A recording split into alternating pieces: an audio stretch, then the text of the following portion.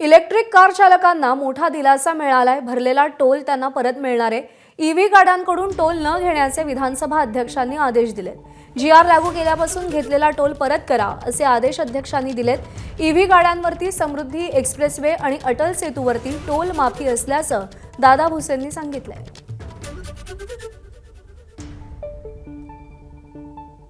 अध्यक्ष महोदय, हा जो विषय आहे हा इलेक्ट्रिक वाहनांना त्या ठिकाणी एक प्रमोशन मिळालं पाहिजे, प्रदूषण थांबलं पाहिजे, या दृष्टिकोनातनं टोलमध्ये सूट देण्याच्या संदर्भातलं हे धोरण आहे। साधारणपणे 23/5/2025 हे धोरण घोषित करण्यात आलंय आणि त्याची प्रत्यक्ष अंमलबजावणी 22/8/2025 पासून त्याची सुरू झालेली आहे।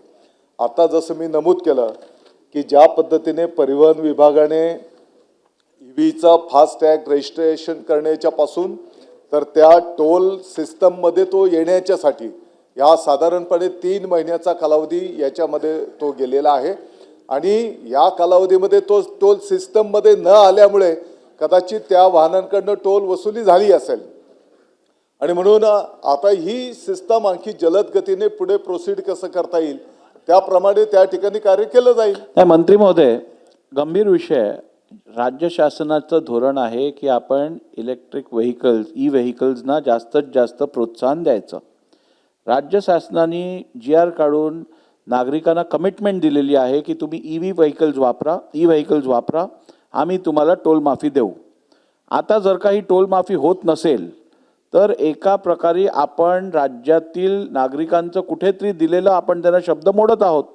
त्यामुळे या संदर्भात त्वरित पुढच्या 8 दिवसात सांगतो पुढच्या 8 दिवसात एकही ई व्हेकलकडनं जीआर नुसार टोल माफी ज्यांना पात्र असतील त्यांच्याकडनं टोल वसूल केला जाऊ नये, एक। आणि नंबर 2, आपल्याकडे चार्जिंग स्टेशन्स फार कमी आहेत ई व्हेकल्ससाठी। आपल्याला 120 वॉटचा चार्जिंग स्टेशन किमान तयार करायला लागेल जेणेकरून आपल्या गाड्या 25 ते 30 मिनिटात चार्ज होतील। सध्या 30 वॉटच्याच आपल्याकडे चार्जिंग स्टेशन्स आहेत, त्या चार्ज करायला जवळजवळ 8 तास जातात। तर या संदर्भात पण शासनाने त्वरित कारवाई करावी। अध्यक्ष महोदय, माझ्याकडे जे आपले फास्टॅग नंतरचे जे रिसीट येतात त्या रिसीट आहेत, त्या रिसीटमध्ये ईव्हीचा फास्टॅग आहे आपला सी लिंकला 27/10/2025 टोल कापला गेलाय।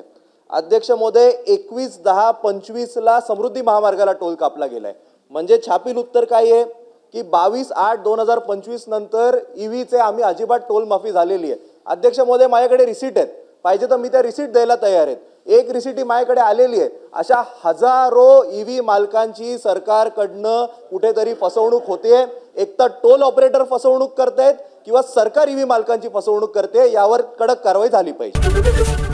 एबीपी माझा, उघडा डोळे बघा नीट।